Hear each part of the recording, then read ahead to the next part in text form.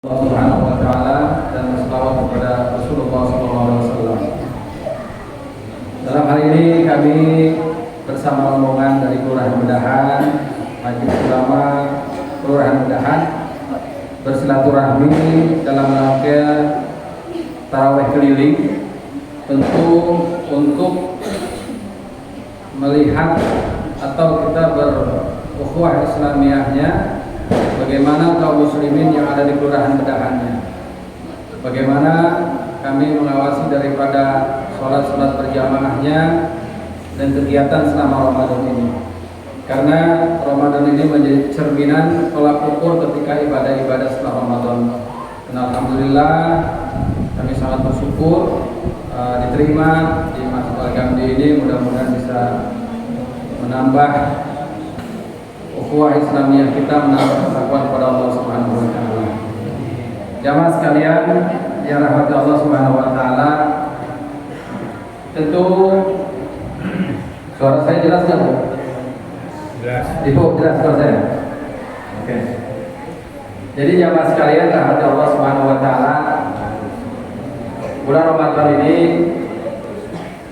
jika seandainya satu orang saya kasih kertas sama pulpen, saya suruh tulis apa definisi daripada lapar, pasti nggak ada yang sama, beda-beda. Bisa sama, biasanya nyontok, begitu. Tetapi alangkah indahnya perintah Allah Subhanahu wa taala, kita disuruh melaksanakan puasa yang ketika dari waktu imsak sampai maghrib kita nggak makan, maka kita bisa merasakan perasaan itu yang disebut dengan lapar. Kita nggak minum, daripada waktu imsak sampai maghrib kita bisa merasakan haus. Tapi kalau kita tulis lapar itu ini itu beda-beda. Tujuannya adalah takwa kepada Allah, artinya kita takut kepada Allah. Kalau seandainya ada saudara kita itu muncul kelaparan, maka Islam ini selain kita mentaati Allah, tetapi kita memiliki kepekaan terhadap saudara kita. Kita bisa merasakan bagaimana rasanya lapar. Sebagaimana Rasulullah datang sahabat ketika perang Khandaq, ya Rasulullah, saya 2 hari nggak makan sampai perut saya ganjel dengan 2 batu. Kemudian Rasulullah, saya udah 3 hari, makanya perut saya ganjel dengan 3 batu. Bagaimana lapar yang dirasakan Rasulullah dan para sahabat. Dan bahkan mereka kadang sahur hanya cukup kurma dengan air. Bukan juga begitu, kurma dengan air. Tapi mereka menjadi khair umat, sebaik-baiknya umat. Mereka bisa mentaati Allah dalam keadaan seperti itu. Maka kami mengharapkan Majelis Ulama Indonesia, bagi kaum muslimin, terutama Kelurahan Medahan ini, keadaan apapun, jangan pernah meninggalkan kewajiban puasa yang hanya datang setahun sekali. Karena insya Allah kalau kita beriman bertakwa kepada Allah, maka akan turun keberkahan dari langit dan dari bumi yang membawa kesejahteraan bagi kita semuanya. Yang kedua, di bulan Ramadan ini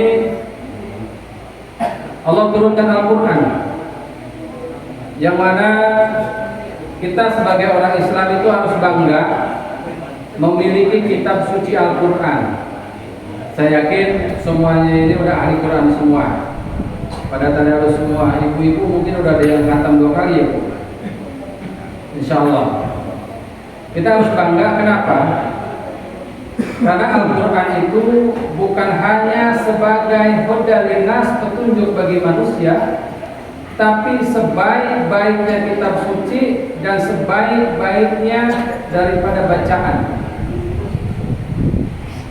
Sehingga orang Jepang itu mengatakan penelitian, air yang dibacakan suratul Fatihah kemudian dilihat dengan mikroskop, maka air itu membentuk satu molekul yang berbentuk bunga.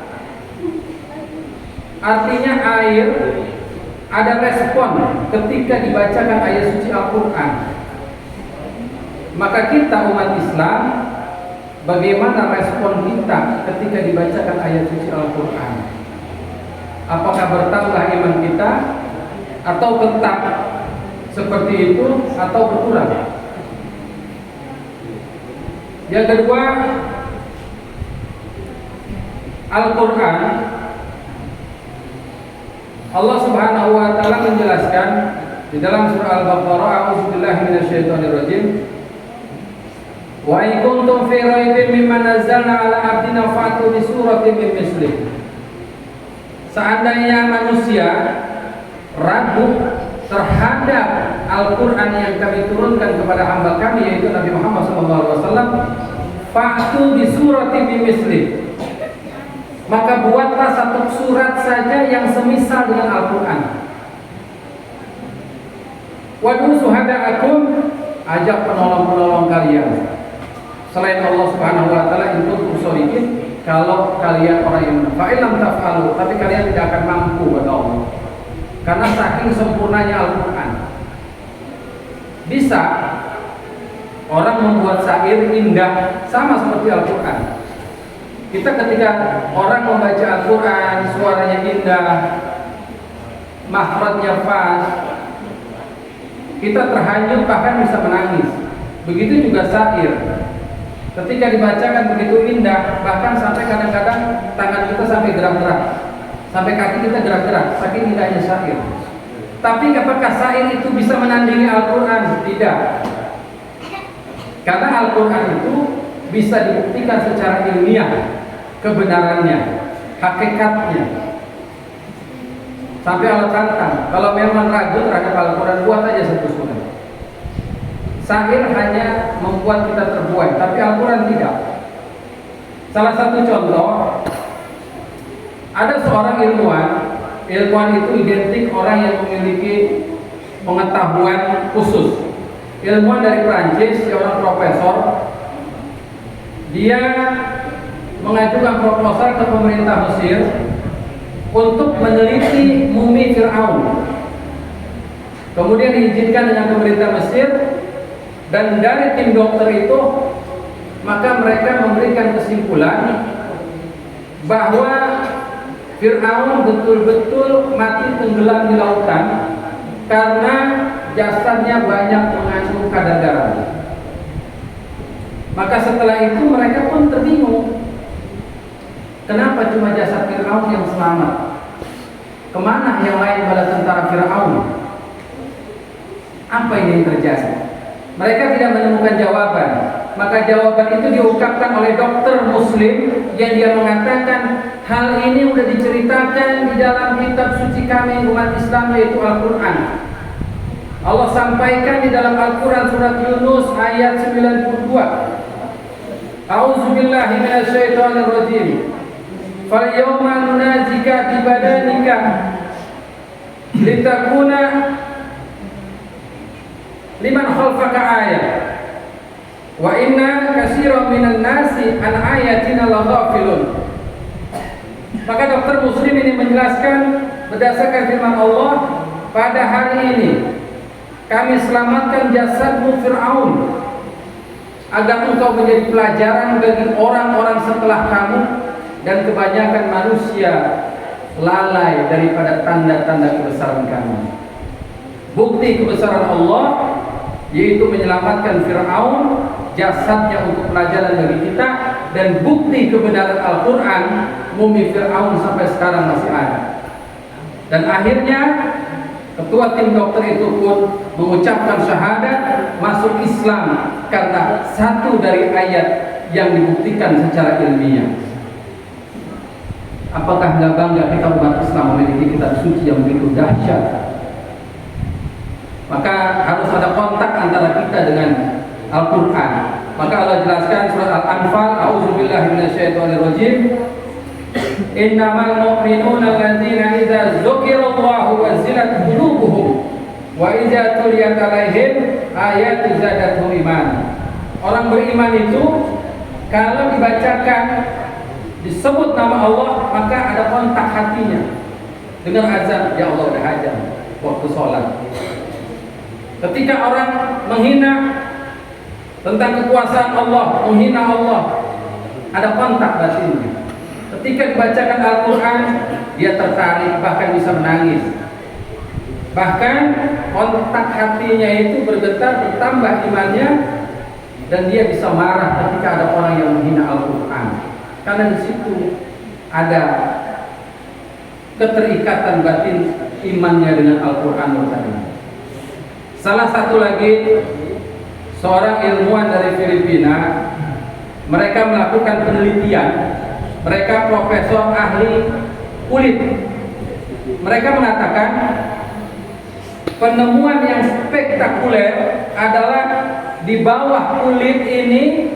Jadi ada 3 lapisan.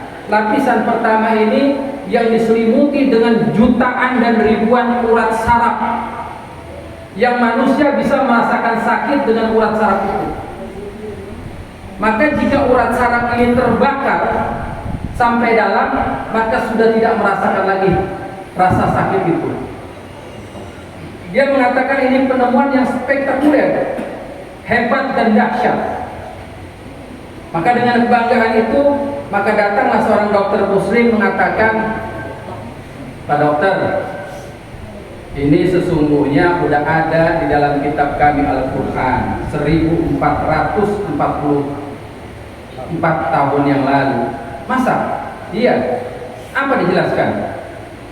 Allah jelaskan di dalam Al-Quran, "Innal ladzina kafaru bi ayatina sawfa nuslihim nar kullama nadijat juluduhum badalnahum juludan ghayraha."